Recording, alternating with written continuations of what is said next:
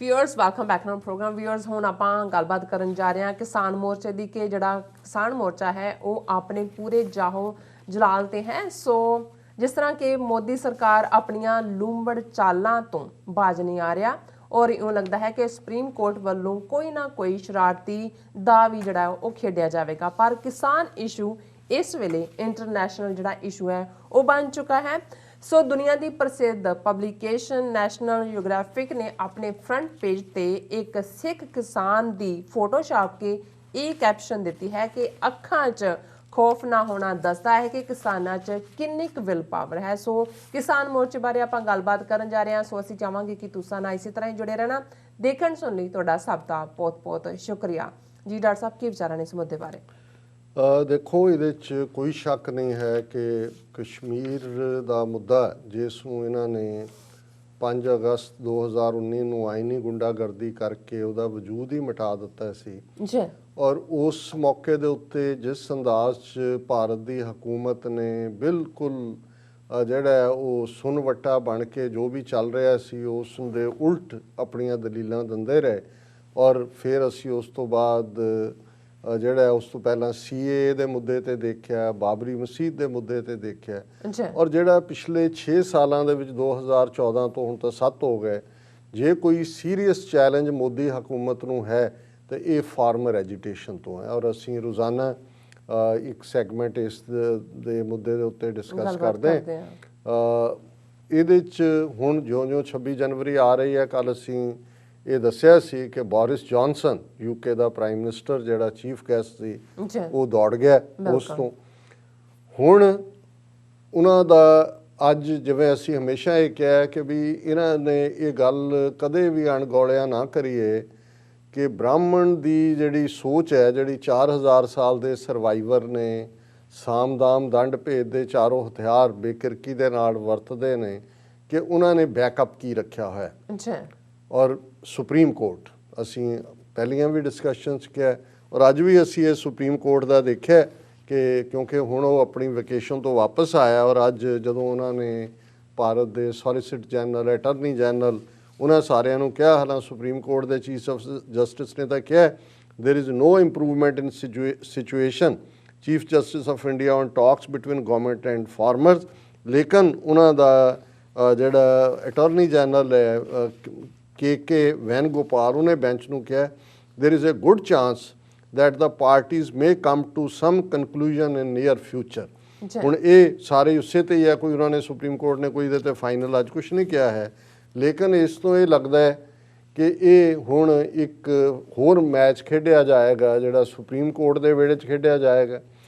ਔਰ ਇਹ ਜਿਹੜੀ ਹੁਣ ਜਿਵੇਂ ਕੱਲ੍ਹ ਜਦੋਂ ਅਸੀਂ ਗੱਲ ਕਰ ਰਹੇ ਹੋਵਾਂਗੇ, ਕੱਲ੍ਹ ट्रैक्टर रैली की रिहर्सल का ऐलान किया होया किसान जथेबंदियां ने और ये किन्नी पीसफुल रहेगी क्योंकि उन्होंने कल्ला एक थां तो दूजी थां ही नहीं जाना।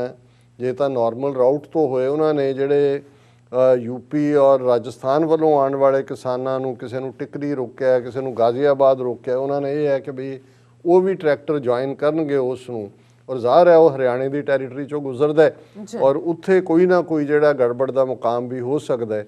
और ये जिस सारे दे विच इन्हां नूं लगा है मोदी एंड अमित शाह नूं कि जी असीं जिहड़ा है वो हुण अपणियां जिहड़ियां चालां ने उन्हां 'च कामयाब नहीं है, फिर वो उन्होंने एज ए बैकअप रखा होया सुप्रीम कोर्ट तो कि सस्पेंड दीज लाज फॉर 6 months 1 year सस्पेंड कर दो।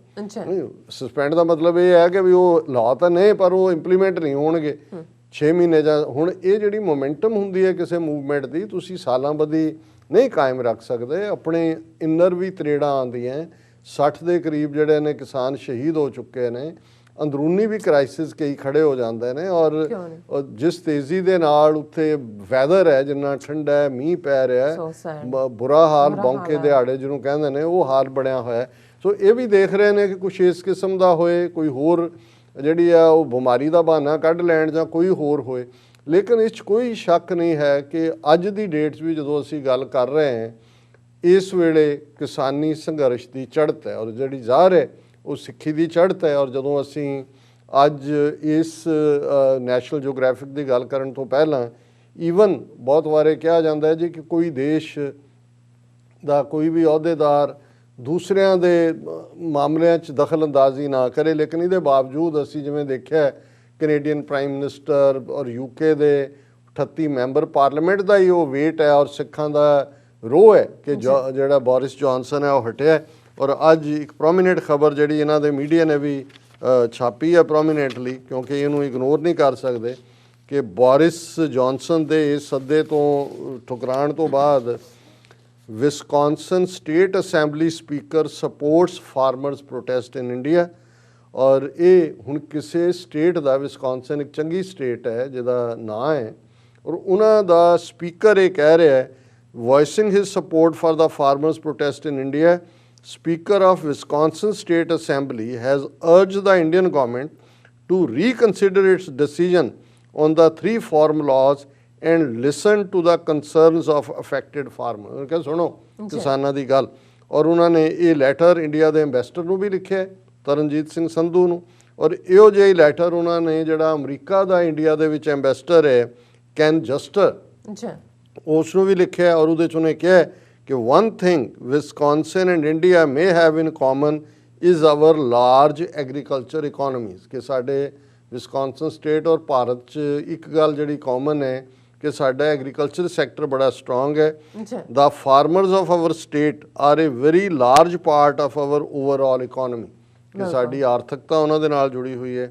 It would be unfathomable to me that we would make law change that affects them without taking their input into account or by shutting them down as they exercise their right to peaceable assembly, he wrote in his letter dated January 4 ਤਰੀਕ ਨੂੰ ਉਹਨੇ ਲਿਖਿਆ। ਉਹਨੇ ਕਿਹਾ ਜੀ ਇੱਕ ਪਾਸੇ ਤੁਸੀਂ ਕਾਨੂੰਨ ਬਣਾਉਂਦੇ ਹੋ ਜਿਹਦੇ 'ਚ ਉਹਨਾਂ ਨੂੰ ਤੁਸੀਂ ਪੁੱਛਿਆ ਨਹੀਂ ਹੈ, ਦੂਸਰੇ ਪਾਸੇ ਉਹਨਾਂ ਦਾ ਬਹਿਣ ਦਾ ਹੱਕ ਜਿਹੜਾ ਹੈ ਪੀਸਫੁਲ ਪ੍ਰੋਟੈਸਟ ਦਾ ਉਹ ਵੀ ਤੁਸੀਂ ਖੋਹ ਰਹੇ ਹੋ। ਔਰ ਇਹਦੇ ਨਾਲ ਹੀ ਜਿਹੜਾ ਹੈ ਉਹਨਾਂ ਨੇ ਹੋਰ ਵੀ hopefully the Modi government will reconsider its decision and sit down with the affected farmers to listen to their concerns। ਉਹਨਾਂ ਨੇ ਇਹ ਕਿਹਾ। ਨਾਲ ਦੀ ਨਾਲ ਇੰਡੀਆ ਨੇ ਇਹ ਕਿਹਾ ਜੀ ਅਨਵਾਰੰਟਡ ਤੇ ਫਲਾਣਾ ਟਿਮਕਾ। ਪਰ ਜਿਹੜੀ ਗੱਲ ਅਸੀਂ ਕਹਿ ਰਹੇ ਹਾਂ ਕਿ ਵੀ ਇਹ ਆਲਰੇਡੀ ਇਹ ਜਿਹੜੀ ਸਟਰਗਲ ਹੈ ਉਹ ਗਲੋਬਲ ਬਣ ਚੁੱਕੀ ਹੈ ਔਰ ਇਸ ਦੀ ਇੱਕ ਚੰਗੀ ਉਦਾਹਰਣ ਅਸੀਂ ਇਹ ਦੇਖ ਸਕਦੇ ਹਾਂ। ਬਹੁਤ ਵਾਰ ਠੀਕ ਹੈ ਉੱਥੇ ਗੋਦੀ ਮੀਡੀਆ ਨਾ ਦਿਖਾਏ, ਉਸ ਨੂੰ ਇਗਨੋਰ ਕਰੇ ਜਾਂ ਉਹਨਾਂ ਦਾ ਹੋਰ ਵੀ, ਲੇਕਿਨ Washington post, New York Times, BBC ਦੀ ਬੜੀ ਪੋਜ਼ਿਟਿਵ ਰਿਪੋਰਟਿੰਗ ਰਹੀ ਹੈ। ਔਰ ਅੱਜ ਜਦੋਂ ਮੈਂ ਇਹ ਗੱਲ ਕਰ ਰਿਹਾ ਨੈਸ਼ਨਲ ਜਿਓਗ੍ਰਾਫਿਕ, ਅਸੀਂ ਜਦੋਂ ਗਰੋ ਵੀ ਹੁੰਦੇ ਸੀ ਛੋਟੇ ਸਕੂਲ ਡੇਜ਼ ਤੋਂ, ਜਿਹੜੀਆਂ ਲਾਇਬ੍ਰੇਰੀਜ਼ ਨੇ, ਡਿਸਟ੍ਰਿਕਟ ਲਾਇਬ੍ਰੇਰੀਜ਼ ਖਾਸ ਤੌਰ 'ਤੇ, ਜਿਹੜੇ ਖਾਸ 5-7 ਇੰਟਰਨੈਸ਼ਨਲ ਮੈਗਜ਼ੀਨ ਸੀ ਉਹਨਾਂ 'ਚ ਨੈਸ਼ਨਲ ਜਿਓਗ੍ਰਾਫਿਕ ਸੀ। ਨੈਸ਼ਨਲ ਜਿਓਗ੍ਰਾਫਿਕ ਦੀ ਜੇ ਤੁਸੀਂ ਬਿਗਨਿੰਗ ਦੇਖੋ ਤੇ ਇਹ 27 ਜਨਵਰੀ 1888 ਨੂੰ 133 ਸਾਲ ਪਹਿਲਾਂ ਇਸ ਦੀ ਸ਼ੁਰੂਆਤ ਹੁੰਦੀ ਹੈ। ਇਹ ਸੁਸਾਇਟੀ ਵਾਸ਼ਿੰਗਟਨ 'ਚ ਸ਼ੁਰੂ ਹੋਈ ਔਰ ਇਹ ਆਲਮੋਸਟ 9 ਮਹੀਨੇ ਬਾਅਦ ਇਹਨਾਂ ਨੇ ਆਪਣਾ ਇਹ ਮੈਗਜ਼ੀਨ ਕੱਢਿਆ ਜਿਹੜਾ ਅੱਜ ਵੀ ਨੈਸ਼ਨਲ ਜਿਓਗ੍ਰਾਫਿਕ ਗਲੇਜ਼ਡ ਪੇਪਰ ਦੇ ਉੱਤੇ।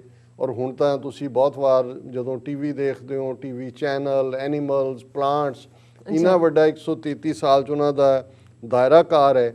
ਹਾਲਾਂਕਿ ਜਿਹੜਾ ਇਹਨਾਂ ਦਾ ਆਬਜੈਕਟਿਵ ਸੀ ਜਦੋਂ 133 ਸਾਲ ਪਹਿਲਾਂ ਨੈਸ਼ਨਲ ਜਿਓਗ੍ਰਾਫਿਕ ਹੋਣ 'ਚ ਆਈ, ਦਾ increase and diffusion of ਜਿਓਗ੍ਰਾਫੀਕਲ knowledge, ਕਿ ਵੀ ਇਹ ਅਸੀਂ ਦੁਨੀਆ 'ਚ ਫੈਲਾਉਣਾ।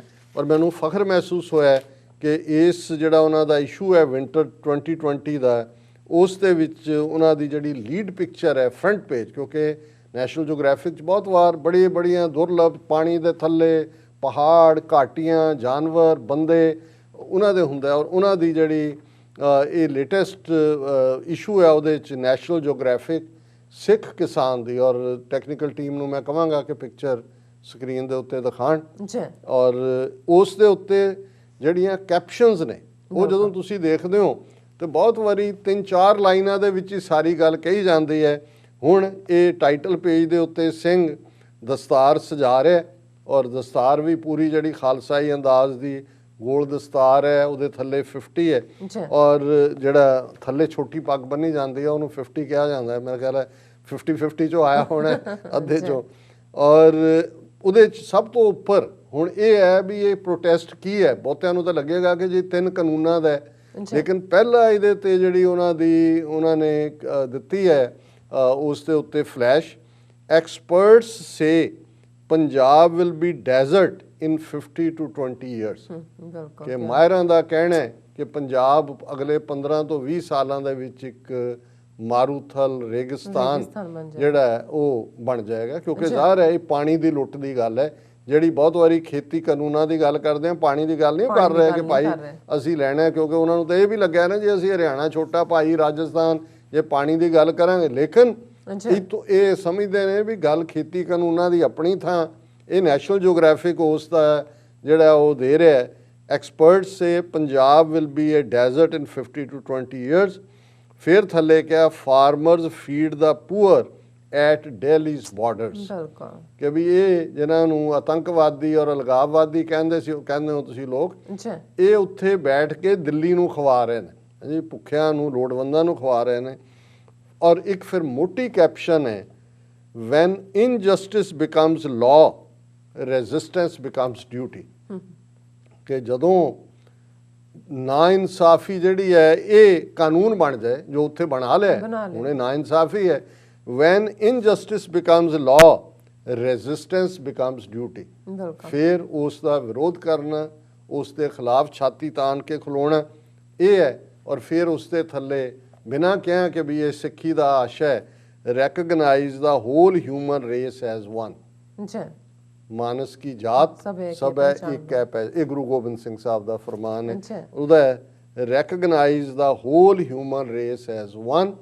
ਔਰ ਫਿਰ ਸਭ ਤੋਂ ਥੱਲੇ ਪੂਰੀ ਕੈਪਸ਼ਨ ਹੈ, the largest protest in history is happening now and it is not being televised, ਕਿ ਭਾਈ ਇਹ ਲਾਰਜੈਸਟ ਪ੍ਰੋਟੈਸਟ ਹਿਸਟਰੀ ਦਾ ਹੋ ਰਿਹਾ, ਲੇਕਿਨ ਇਹ ਟੈਲੀਵਿਜ਼ਨਾਂ ਤੇ ਨਹੀਂ ਹੈ।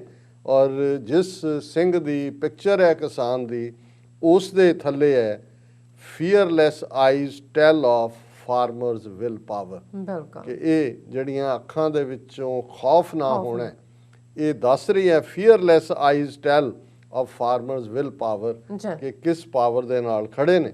ਸੋ ਮੈਂ ਸਮਝਦਾ ਵੀ ਇਹ ਇੱਕ ਆਪਣੇ ਆਪ ਦੇ ਵਿੱਚ ਨੈਸ਼ਨਲ ਜਿਓਗ੍ਰਾਫਿਕ ਦੇ ਟਾਈਟਲ ਪੇਜ ਤੇ ਆਣਾ ਇੱਕ ਬਹੁਤ ਵੱਡੀ ਗੱਲ ਹੈ, ਔਰ ਇਹ ਦੱਸਦਾ ਹੈ ਕਿ ਕਿਵੇਂ ਇਹ ਵਰਲਡ ਵਾਈਡ ਹੈ। ਔਰ ਮੈਂ ਕਲੋਜ਼ਿੰਗ ਦੇ ਵਿੱਚ ਬਾਬਾ ਨਜ਼ਮੀ, ਪਾਕਿਸਤਾਨ ਦੇ ਪੰਜਾਬੀ ਸ਼ਾਇਰ, ਸਿੱਧੇ ਸਪਾਟ ਗੱਲ ਕਰਨ ਵਾਲੇ, ਬੜੀ ਮਜ਼ਬੂਤ ਉਹਨਾਂ ਦੀ ਆਵਾਜ਼, ਉਹਨਾਂ ਦੀ ਇੱਕ ਨਜ਼ਮ ਕਿਸਾਨਾਂ ਦੇ ਉੱਤੇ ਜਿਹੜੀ ਅੱਜ ਉਹਨਾਂ ਦੇ ਰਾਹੀਂ ਬਾਹਰ ਆਈ ਹੈ, ਉਹਨੂੰ ਮੈਂ ਸ਼ੇਅਰ ਕਰਾਂਗਾ।